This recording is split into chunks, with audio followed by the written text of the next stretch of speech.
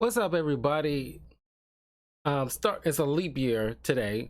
Also, today is officially Superman's in-universe birthday. So happy birthday, Superman, Man of Steel. Probably would have been a good idea to do a Superman movie review today, but to keeping up with the theme of March, since it will be international. Well, typically it will be the start of International Women's Month. So I want to get to jump on female-led type of films that I had on the docket anyway. But I will be doing a fair amount of Superman movie reviews later in the year, probably sometime in the summer. So look forward to those.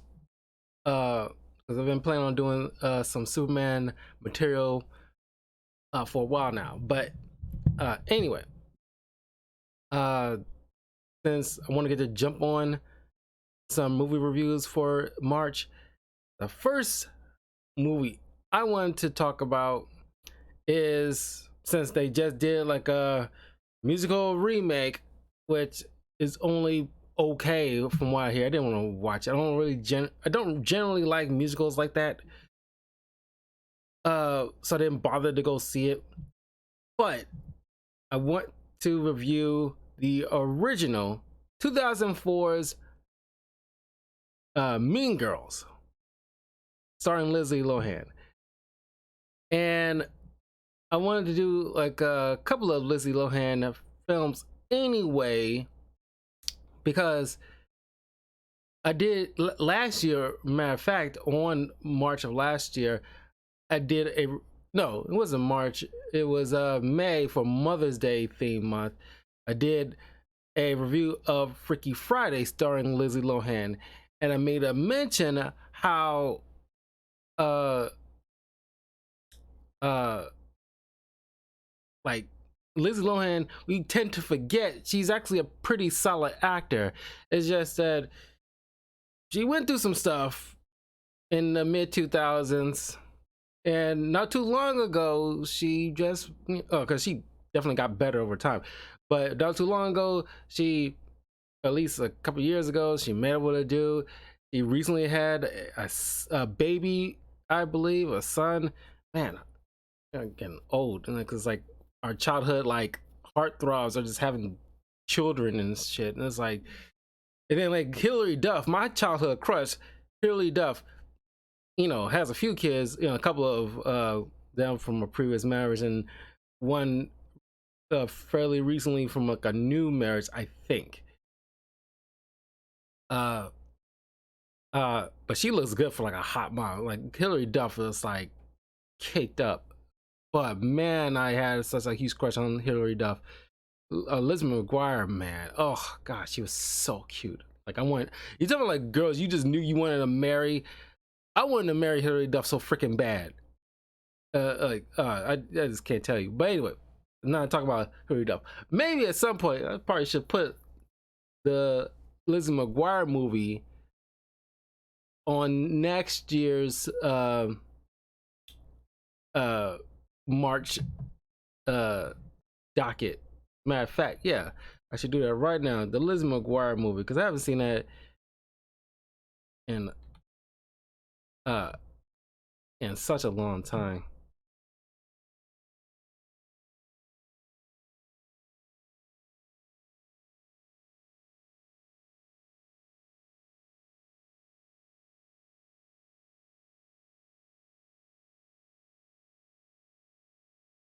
Yeah, because I remember watching episodes. I wasn't like an avid watcher, but I catch it every now and again, and just probably because I just like Hilary Duff. She was incredibly cute. Uh, but I barely remember the freaking movie. I don't even know. I'm pretty sure I watched it at least once. Barely remember it. I feel so freaking bad about it. I should make a kind of thing. Shoot. 1 second here.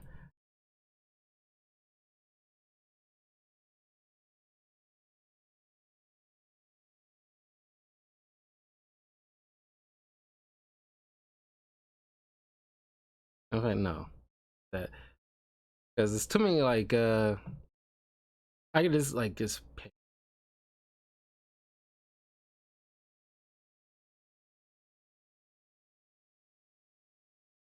I was putting my slot for reviews, and then just pick out of that list. Sorry, yeah, I just pick out the list uh for next year what female-led movies I want to talk about, and pick from the list, and then go from there. Because I got too much crap on my desktop as it is. Anyway, sorry. Mean Girls. So, is written by Tina Fey, who did the remake recently. Directed by Mark Waters. Stars Lindsay Lohan as Katie Heron, Rachel McAdams as Regina George, Lacey Chabert as Gretchen Wieners, Lizzie Kaplan as Janice Ian, Daniel Frenzy as Damien, Jonathan Bennett as Aaron Samuels, Amanda Seyfried as Karen Smith, Tina Fey as Miss Norbury, Tim Meadows as Mr. Duval, the principal. Oh, and Miss Newberry is the math teacher. Amy Poehler as Mrs. Joyce, Regina's mom. Anna Gastier as Mrs. Heron, Katie's mom. And Neil Flynn as Mr. Heron, Katie's dad.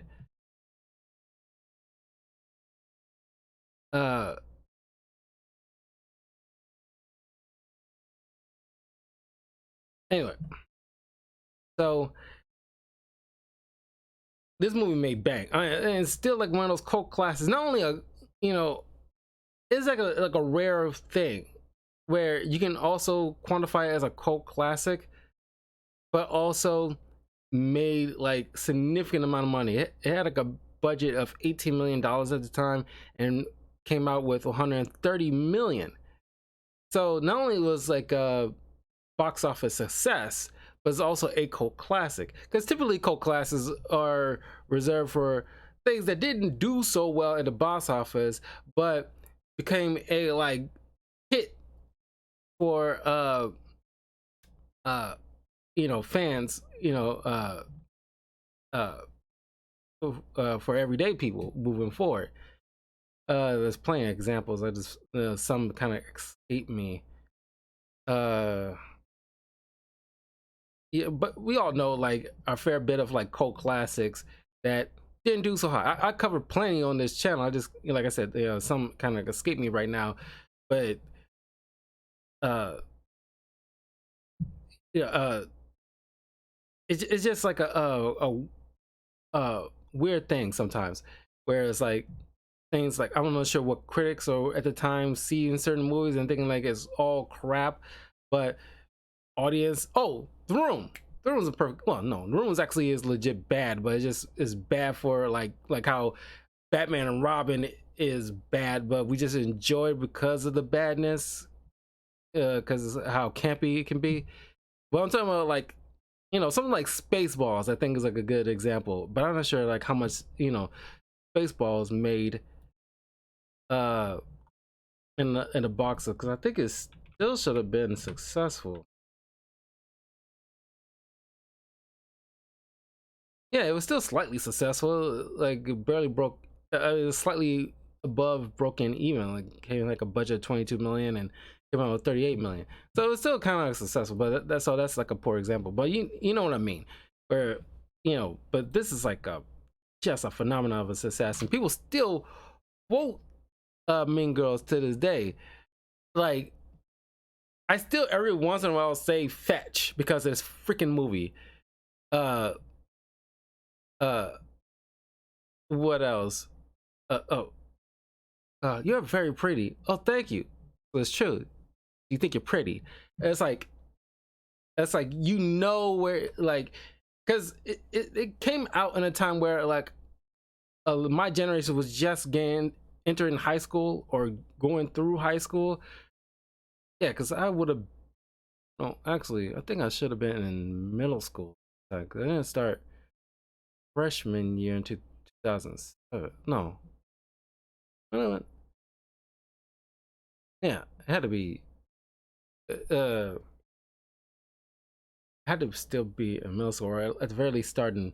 I can't even freaking remember anymore. I got like yearbooks, so it'll tell me the exact time I was in. Uh, uh,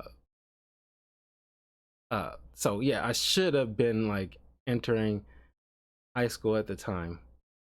So it was like hitting, a lot of people in my generation, and it's like all the cliques and uh popular kids and all the teen angst, the right amount of teen angst in this film that it's like pitch perfect. Another movie which is a musical. I don't want to review it. I don't like musicals. Uh so the cast is great. It's hilarious. Yeah, Tina Fey, Amy Poehler, and Tim Meadows, comedic geniuses. And like you talking about like actors with great timing. They, I mean, they're underrated in terms of actors. I mean, uh, they had semi-lead films. Tim Meadows is usually a character actor, but they are so good at what they do. It's just unparalleled how good they are. Uh, uh, what I didn't get to start on watching Parks and Recreation until like a couple of years ago when I started watching it on Amazon Prime. And Amy Poehler, man, she is good. She is really funny. Uh, it's kind of like just like that. I don't know, that sweet mom energy that all the positive qualities of moms. You can see and have it in somebody like Amy Poehler. It's just like I don't know. It's hard to define it. It's just that sweetness that's like, you know, it's like that feeling you get when you're coming home for Christmas break to meet with mom, and she's like got everything done up and wearing that corny, ugly Christmas sweater, but you find it charming because she's like just sweet, uh, uh in a way where it's not putting on airs, uh, uh, uh she is just like got a nice little you know room ready for you and bring you some nice hot meals and everything like that, telling corny jokes. Getting it's just like that trying to be cool, but it's like kind of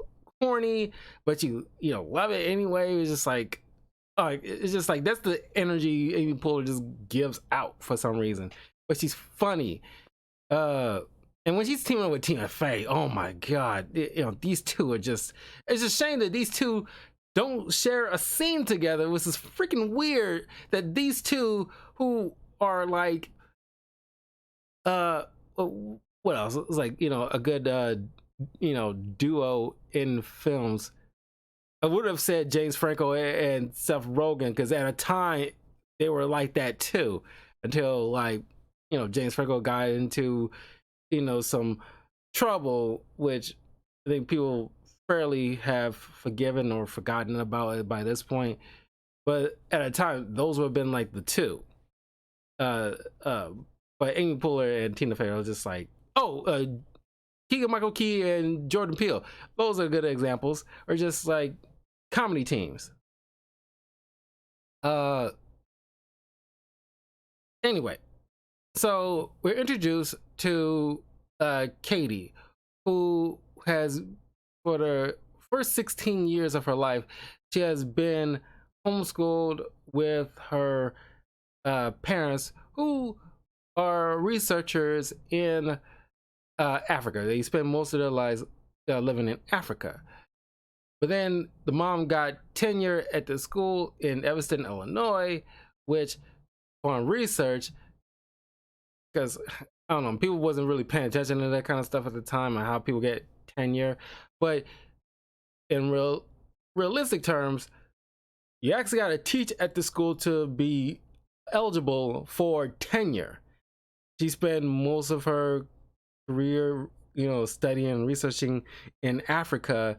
So I don't know how she would have gotten like a tenure job at stateside. So, but like I said, it was movie logic. Anyway, I mean, at the time, you just buy it. But so now Katie actually has to go into the public school. She's going to high school, which at this time she is never really fully explained. Like, cause I know she's not a senior age, so maybe like sophomore or junior, maybe, I'm not sure. I assumed at first it was freshman year. That's how I, growing up, I always interpreted, oh, she was like a must enter into freshman year, but whatever. Anyway, so you got that whole thing with like the awkward new student, and of course, people kind of laugh at her when she says like, "Oh, I, lived in Africa," even though, she's a white girl.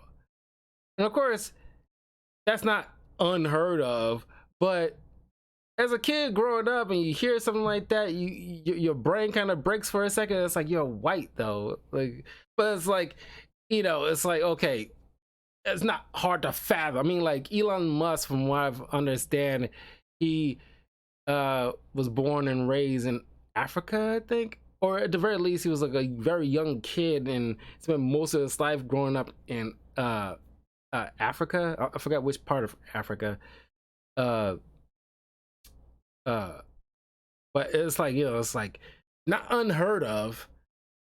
But as a kid, you just like, you don't know that kind of information, that people can actually move and live and probably have kids and raise them in a country like Africa, despite them not being African descent. Sometimes not being African descent. Anyway, but then she makes like goofy moves where she's like speaking African to African Americans, and they look at her like she's like a goofball because they don't know what the hell she's saying. And it's like, you can attribute that to her young teen naivete, but she's a very smart girl. She's very good at math. You would think her, especially her parents, at the very least, should have explained and prepared her to like, okay, like, you're going to America where black people also live. Black people live in many parts of different countries. So they aren't all from directly, because they won't be born from Africa. Their heritage is from Africa, but they want to be born there in modern times. So, well, not modern. You know what I'm saying? So they would not know what you're saying because you grew up around that stuff. It's like growing up. I don't know, like you grew up in Japan, and just because you see an Asian person, you start speaking Japanese, and they might not. I mean, there's like a rare occasion that, because there's like in my old job, there was this, like a Hispanic girl. I'm not going to say her name, but she told me that, she have like a hard time with certain people, Spanish descent. Every time they want to speak Spanish to her, she barely knows her the language, but she doesn't speak it all that often. enough to uh, to be comfortable with just going back and forth with people of her own race. And I found that shocking because you think, like, growing up in a Spanish speaking home, there'll be like the main dialect and English is like secondary, but you never know. So uh you shouldn't just assume that, like, they would just know that stuff. Hell, I'm pretty sure there's plenty of uh people of you know Chinese descent that grew up and lived in America, probably have, like, you know grandparents or distant relatives that live in China, but every time they visit, they speak in Mandarin, but they probably, like, having not often communicating that language in their own house growing up, so it's rusty for them. It could be a thing. Well, not could be. This should be definitely a thing here and there. Uh, it's probably more rare by comparison to the opposite end of things, but I just roundabout way saying, like, she shouldn't assume that black people just know uh, Swahili or something. Anyway, she meets up with Damien and what was the other girl's name? Janice, who are like the outcast. She's like the goth kid. And I always had like a thing for goth girls. I don't know. It's like I said, I grew up in the 90s, grunge, goth, emo girl looking girls with the kind of aesthetic. For some reason, I found that kind of appealing to, like, certain women. Not all girls who can just throw that on can be hot, but I don't know. It's just like the swag about it that you can tell that they kind of like about that stuff. But uh, they pointed out to her about the certain cliques, like the jocks, the AP club, the the nerds, the smart nerds, and just the regular nerds. Uh, uh, the cool Asians and the cool hot looking black people at another table, and then there's the plastics, led by Regina George, and they warn her about the plastics because they're very self-centered and uppity and everything like that. But uh, you know, she Katie, very naive, and it's like thinking, like, you know like everything, like, 'cause she's not prepared for what she's walking into, because not only is a culture shock to her because she's in a different country, but she's never entered a public school system. And what's up with the parents that they didn't prepare her for this kind of stuff, or like ease her into it? They kind of just, I want to say, threw her into this stuff, but I don't know. I'm kind of rewriting the movie a bit, but it's just like there should be like a moment where because I remember vaguely as a little kid where my father and stepmother was getting me into a new middle school when we moved to like a different neighborhood from where I originally, like, a different neighborhood from what I grew up from. And we do like the kind of walkabout, so kind of like an orientation kind of situation to familiarize myself with what the school looked like and meeting the principal and the things like that, just to get the layout of the stuff. So it's just like they did not do that with this kid. Whereas, like, get the layout, understand who, like, the teachers are, not necessarily, maybe not the teachers are. You don't know who the teachers you're going to have will be, but you at least know the principal, and you know, so like she shouldn't be, like, at least you know eased her into it kind of situation. So she gets flagged down. I just thought that was strange because she gets flagged down by Regina, who gives her these. And man, the plastics are such, especially Regina, such bitches. I swear. Uh, and she like complimented her about these the wrist beats she got when she was in Africa, and she gives those backhanded compliments, but she doesn't really mean the compliment. But she's like, "Oh wow, you should hang out with us, but you gotta wear something pink, because you got the little rules on to their table and everything like that. You gotta wear pink and present yourself in a certain way when you're sitting down here." And of course, like the plastics, they're funny, man. They're so freaking funny in their own way. It's uh especially well, Gretchen and Kara are just funny in their own ways, because Kara is just like the dimwit of it, but she's kind of like the sweet dimwit.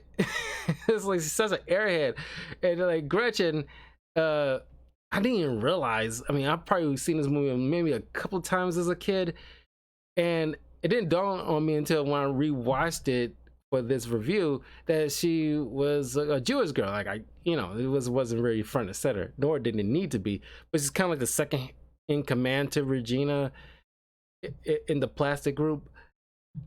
But she just can't help herself but just blurt out, secrets. It's just like when she doesn't have like Regina to rein her in, and she constantly tries to make a slang, or not a slang, but makes like a thing like fetch. Like that is so fetch, and it's like you like, I don't know if I even caught this growing up, but I caught it this time around, where it's like the eye roll of Regina every time, and like the kind of confused look the first two times she used the word fetch. And the first time I think it was an eye roll. The second time I think I could have got them backwards, but there was an eye roll once, and then there was like a confused look a second time. But it was like it comes in threes. Sometimes comedy comes in threes, and by the third time, that's where she kind of like just kind of snapped, where it's like, stop making fetch work. It's stop trying to make fetch work. It's not going to work. And it's kind of set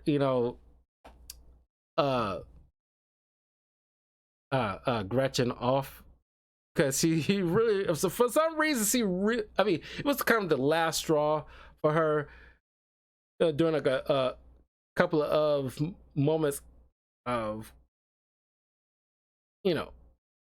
being looked over kind of situation, after so long supporting her every move.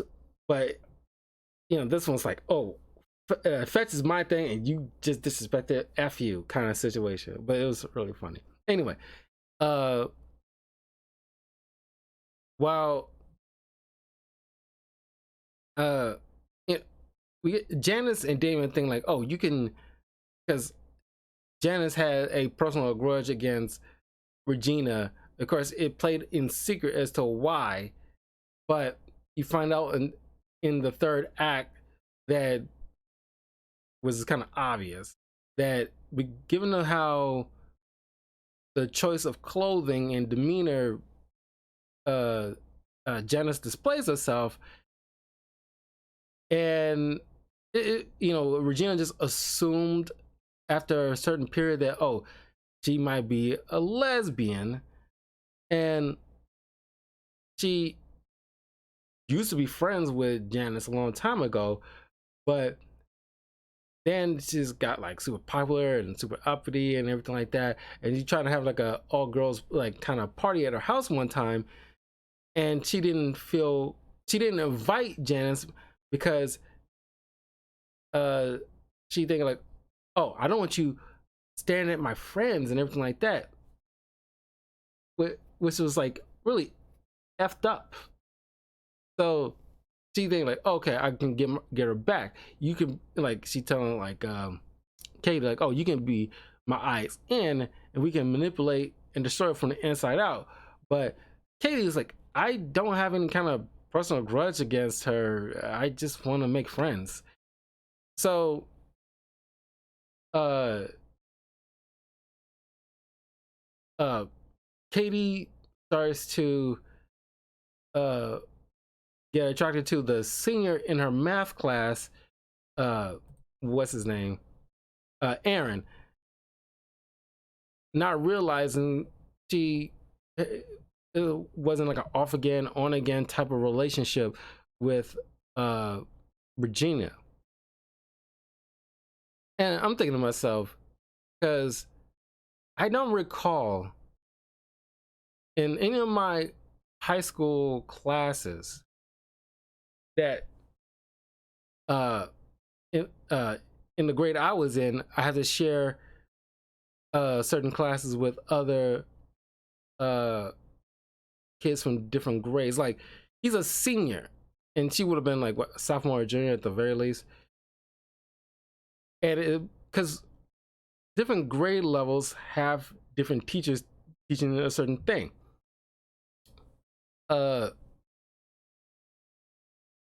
so it's just like, I don't know. It's just kind of weird. You don't want to talk about. I don't know. Sure, like it's like I don't know when long division usually what grade people kids start learning long division. Uh, Probably like seventh, eighth. No, way before that. Let me look this up. I gotta give like a good example here. Oh, wait, right to just learn long division. Fourth or fifth grade. Okay, let's just say, uh, in fourth grade, you're learning long division for the first time.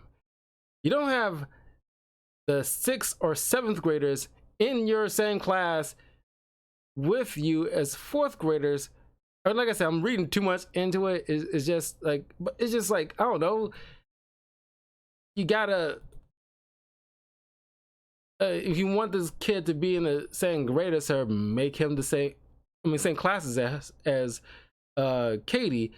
Make them the same grade. I don't know. It doesn't change the overall narrative. You could have just made them the same grade, so it makes sense for him to share same class as her. Uh, anyway, she obviously getting smitten by him, but the other classes warn her that, oh, uh, like, oh, you don't, that's Regina's ex. You don't, it's not cool to, like, date an ex to your friend. But they end up going behind her back and telling Regina, and of course Regina, trying to assert her dominance, ends up,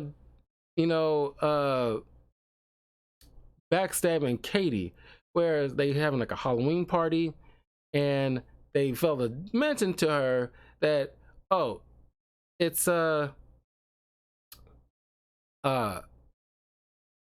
like, girls typically dress kind of slutty for Halloween.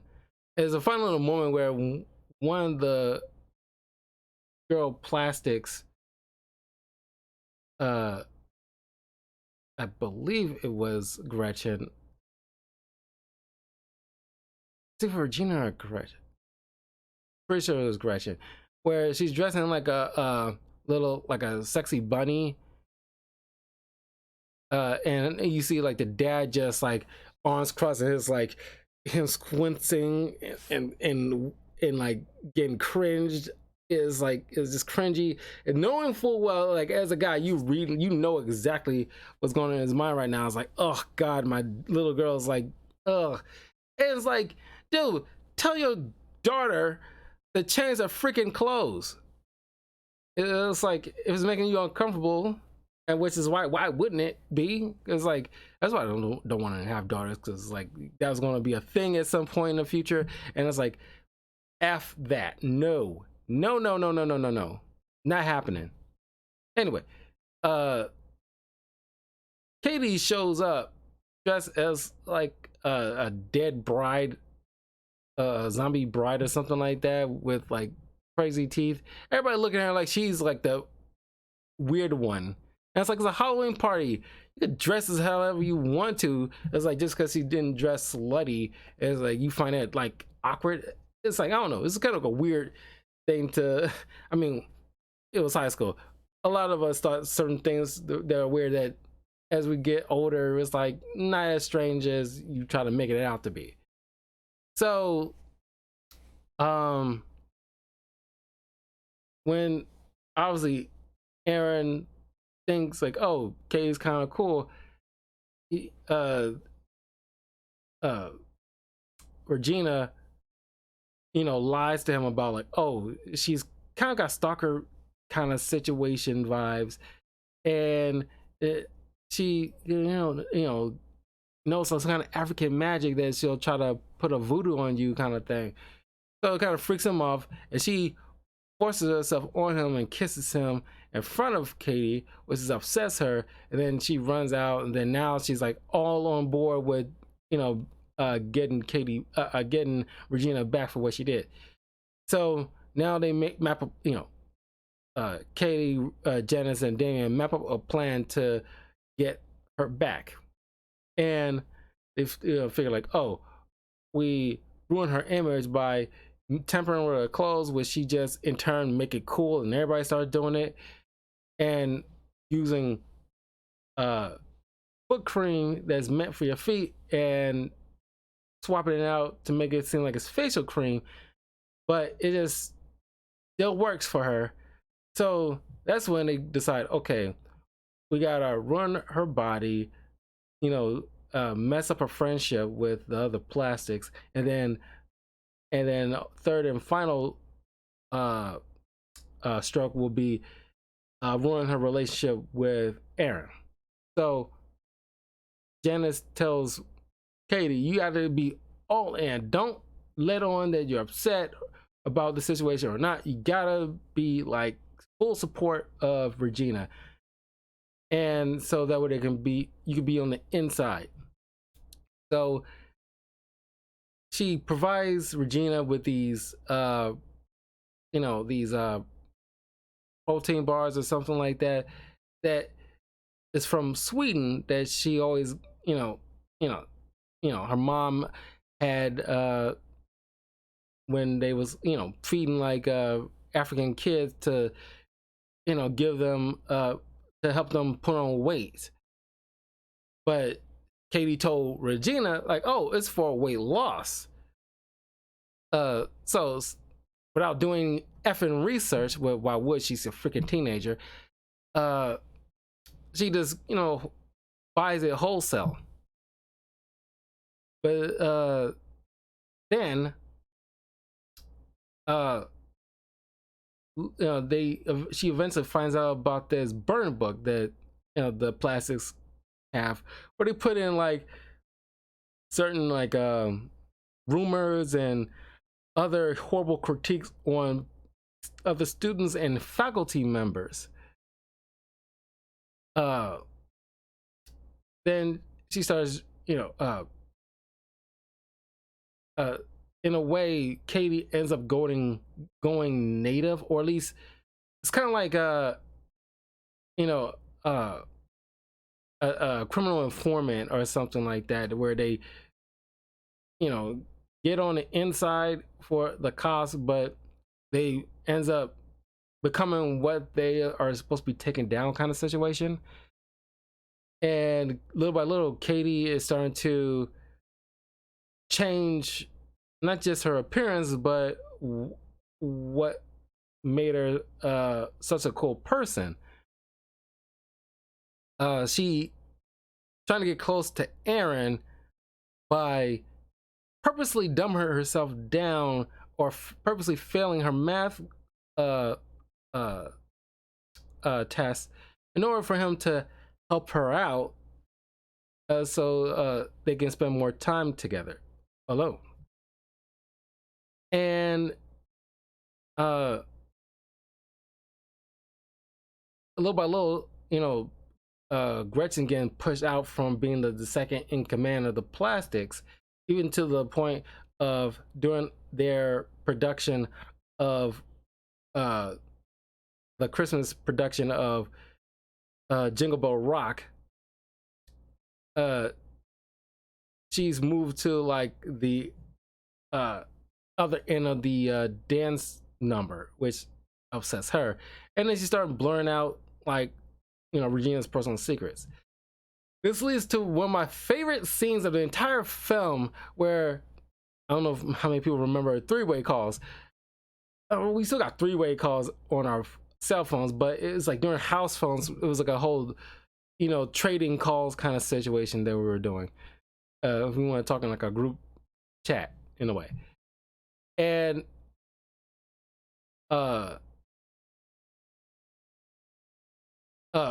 all the while, like, Regina is just like gaining a couple of pounds, where things that used to fit her is not fitting her anymore.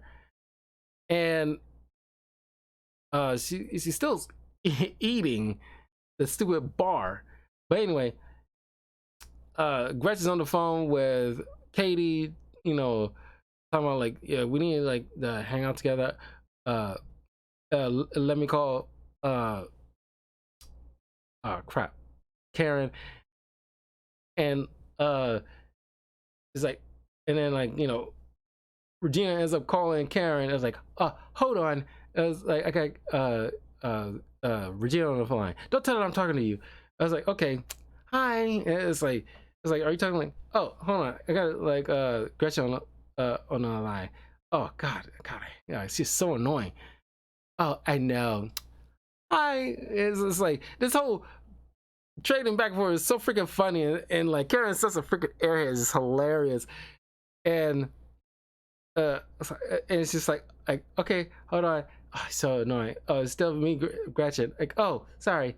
It's just like who's annoying? Oh, sorry. Hold on. Click over. Oh gosh, she's so annoying. It's like it's just like and then through the conversation between Karen and Regina, it's like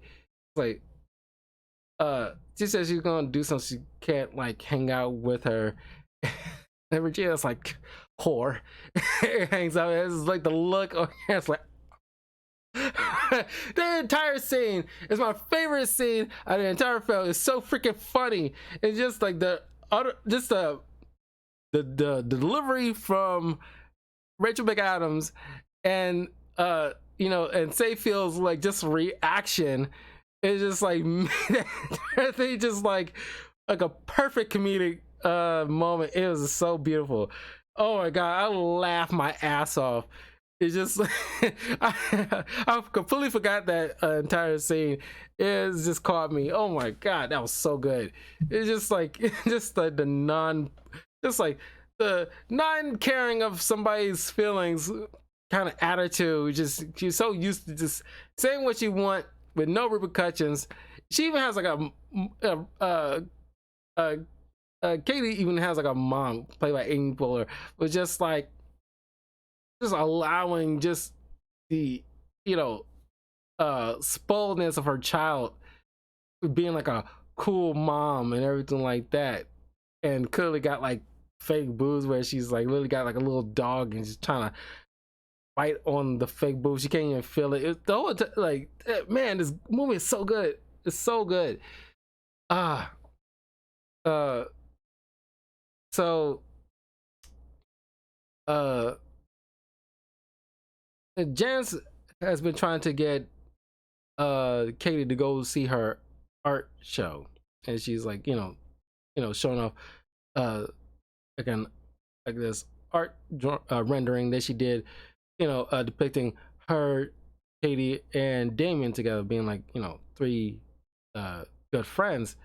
But Katie lies to her, something like, I gotta hang out, I gotta, do something with my family, is our tradition kind of thing, which that part was true. But she failed to inform them that, in order for her to get close to Aaron, which was her ultimate goal, because she really liked him, because they've been trying to sabotage her and Aaron and Regina's relationship by trying to show off like, oh, she's a cheater, which she was, but every time she tried to have him walk in on her making out with another dude, it all failed until she just blurted out one day, like, she's cheating on you, kind of thing. Uh, so while she lied to her parents, who, by the way, I don't know how, like, why are they not that involved with her child's life? Because when she's having like a rough first day at school, you don't see them actually having like a sit down discussion or anything like that. They just like, oh, it's like not great, and it's like, oh. I was like, go fucking check up on your daughter. It's like, why are you just like just sitting there? Your kid just said she didn't have a good first day. Go in there and sit down and see what was up and try to see you can do something about it. You're just leaving it at that. But then, she ended up lying to her parents about like, oh, like, I'm going to this art show with my friend. I made a promise, and it's like, it's tradition and we always do it, but it's like, I made a promise. So they end up going without her, so Katie can have this massive house party with like, some of the student body, which everything comes to a head when Regina finds out that Aaron was there. Aaron, realizing Katie has been being just as manipulative and stuck up as Regina, she ends up turning into Regina herself, and he doesn't want nothing to do with her. And then Janice and Damien find out that she's been lying the whole entire time about not being able to come to her own art show. And yeah, and she calls her out on it. It's like, you're a mean girl. It's like, and so when Regina finds out that Katie's been lying to her about everything, including those like, protein bars, she just like, I know it's got to be dubbed or something, but it's just like, she had this like set of pipes on her, because she just like screamed all the way home and planned out like a huge sabotage on Katie, which resulted in like fighting amongst the girl student body in the school, which forces like the principal to pull the fire alarm, which set off the sprinklers, which I'm sure, like,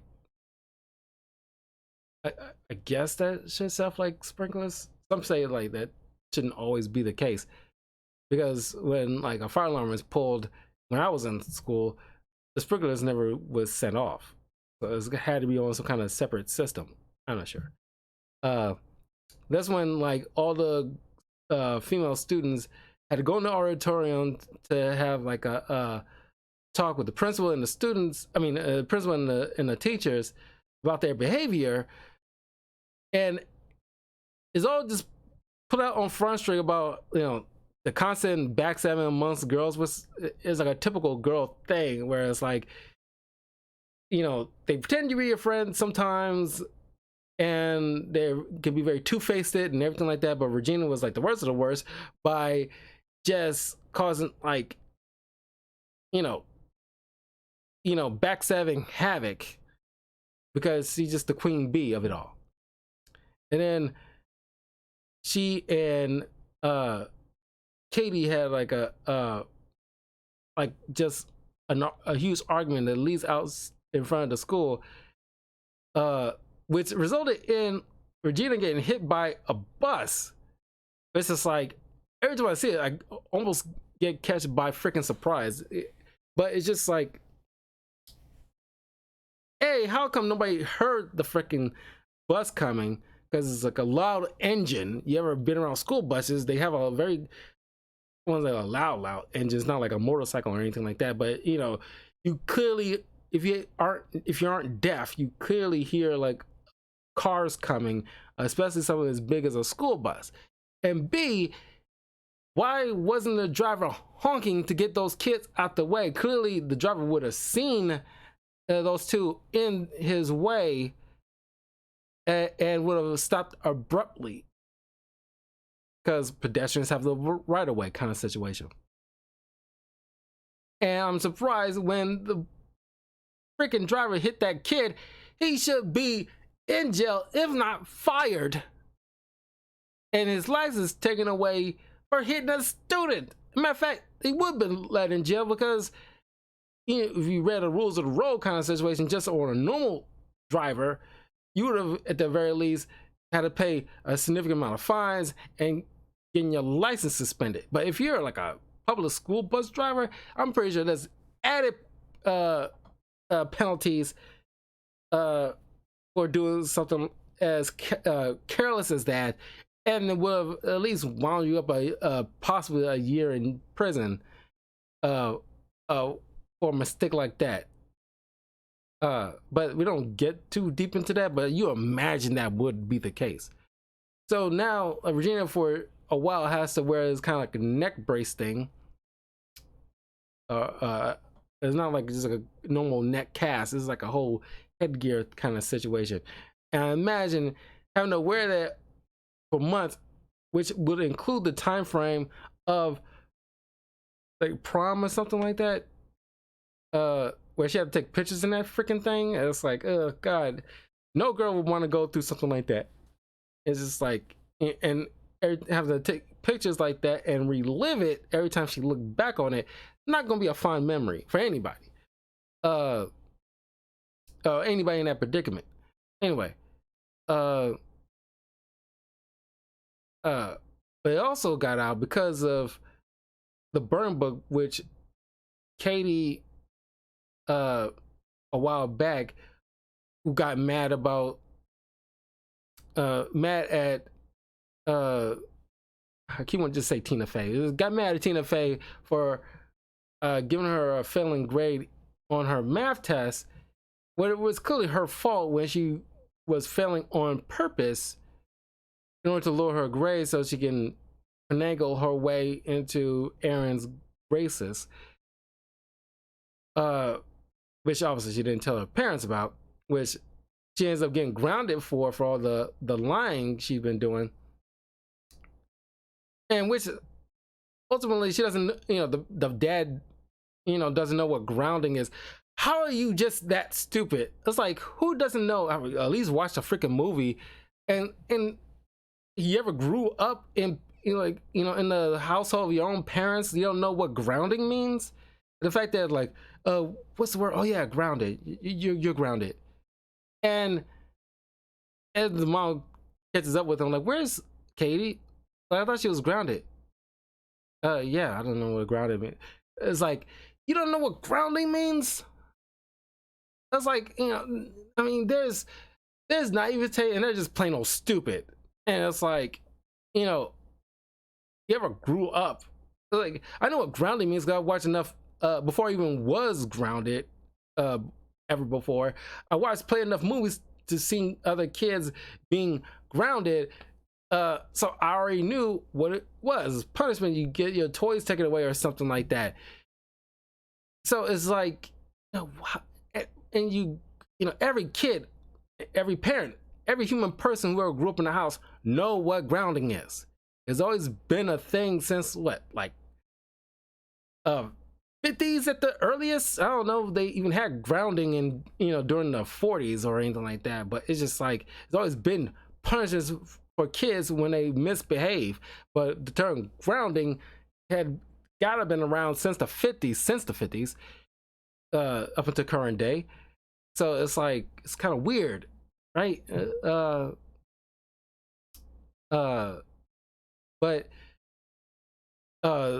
Tina Fey gets in trouble at school when because of Katie in the burn book made an offhanded comment to the plastics a long time ago about, because a teacher even back then they gotta do other odd jobs to make certain payments, because even back then like teachers wasn't getting paid the rate they should be getting paid for the an important job like that.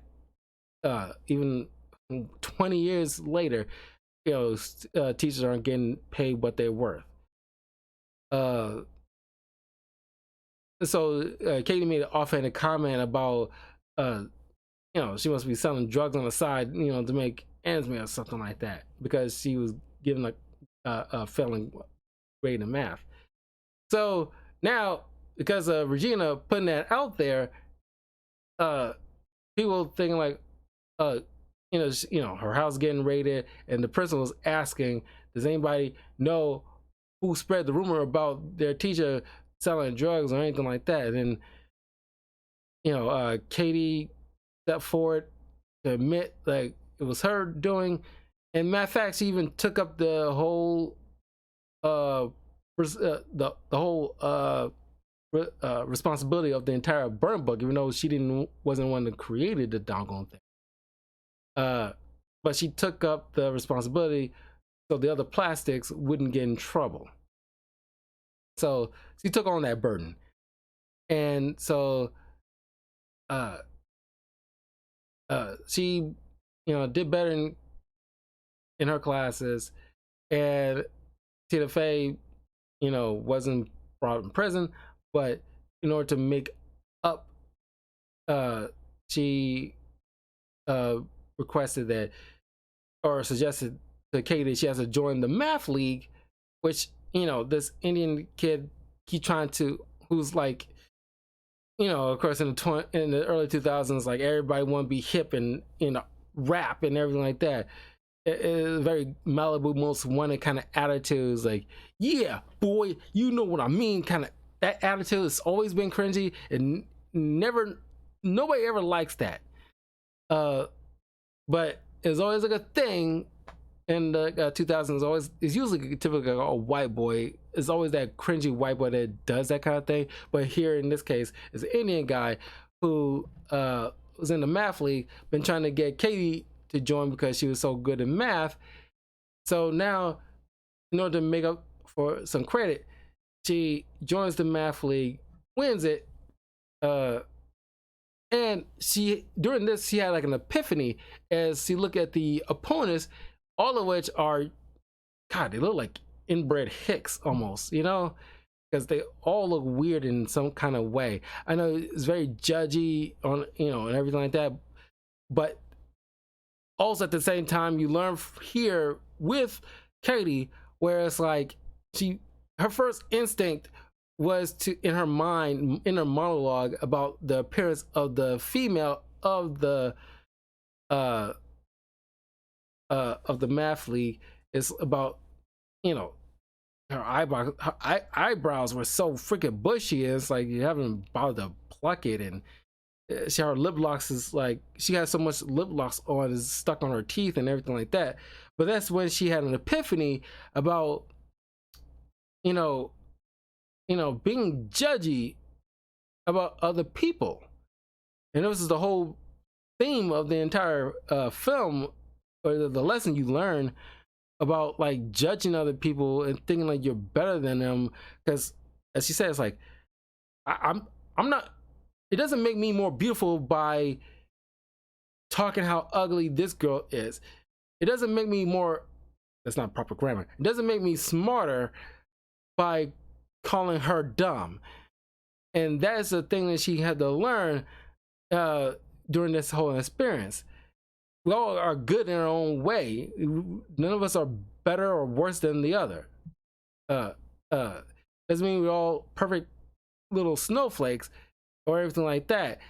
You know, it doesn't mean like all like are, you know, there's there's equality, and then there's like knowing your lane. Essentially, it's like, well, have our fair share of intelligence. Some are smarter than the others, but it doesn't mean like just because Steve Jobs is a genius on a whole nother level doesn't mean that the average person is just like a idiot by comparison. We just got different level of intelligence. There's different levels of wisdom. There's different levels of strength. Uh, uh, uh, there's different levels of courage and everything like that. It's just like it's different tiers. Uh, you just gotta know your lane. And so when they won the Mathletes, Tina Fey, in celebration, decides to take all the kids to the prom to celebrate. That's where the parents show up and see after Katie wins.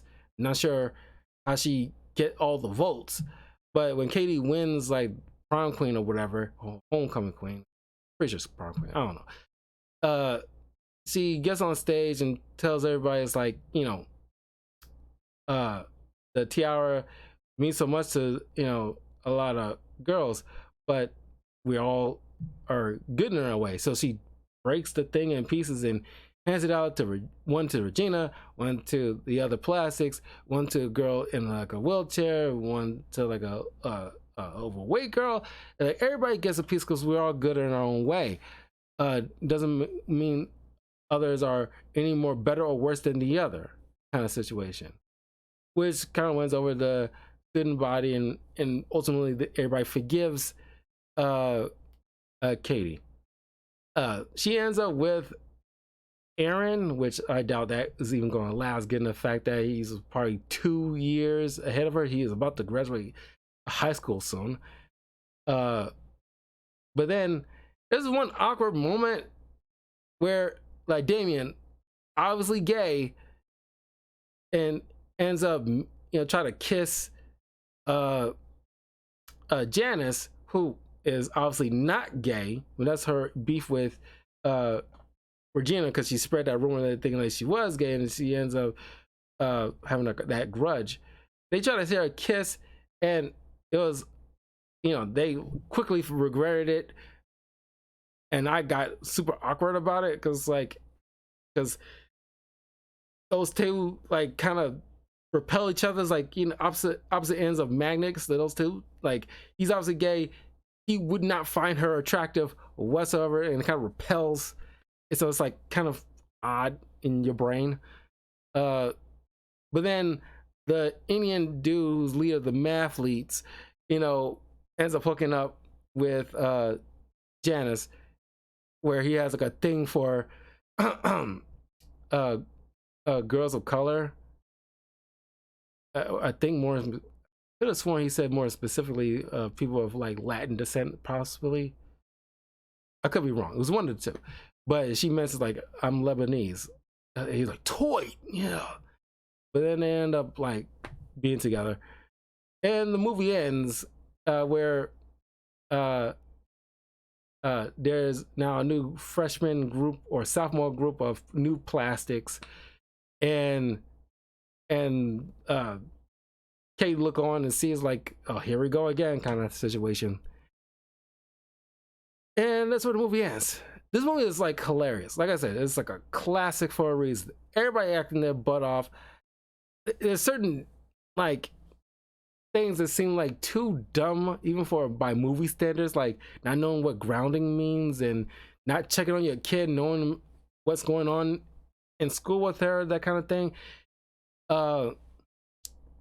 But oh no, this is it's an incredible film.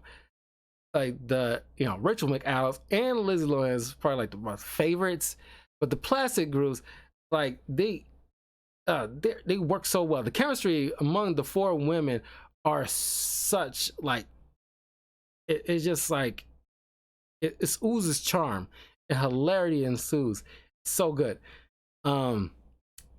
but it's fun to revisit this movie, you know, because I think it's probably possibly the third time I've seen this film in all the time my whole life.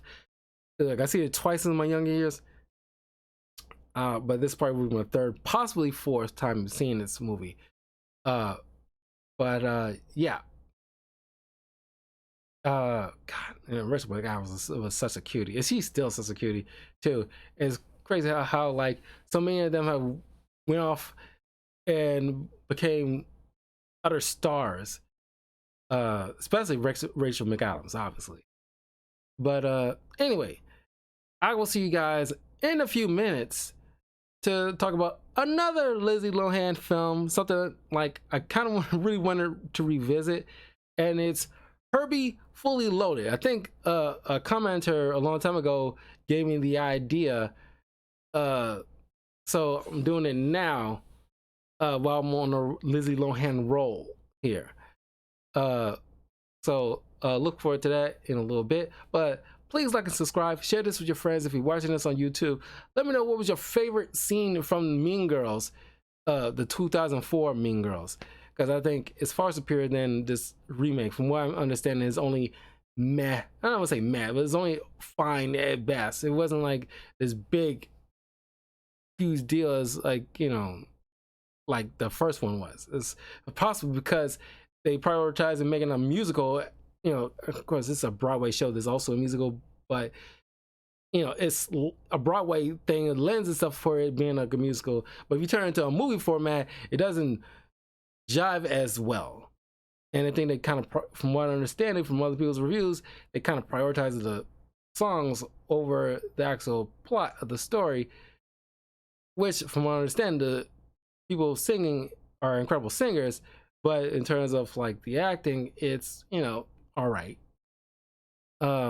Which is kind of weird. You'll think like, because there's plenty of actors that can sing too, like Neil Patrick Harris is a good example, but I don't know. It's just like, you know, it's just like you gotta find a good balance. And from what I'm understanding, the balance is only slightly off. Not to ruin the entire film, but I don't know. I wasn't thrilled to even see this remake of Mean Girls because of the fact that they turned into like some kind of musical. And I'm just like, no, not for me. Anyway, I will see you guys in a little bit. Like and subscribe, share this with your friends, and I will see you all soon. Peace and stay fetch.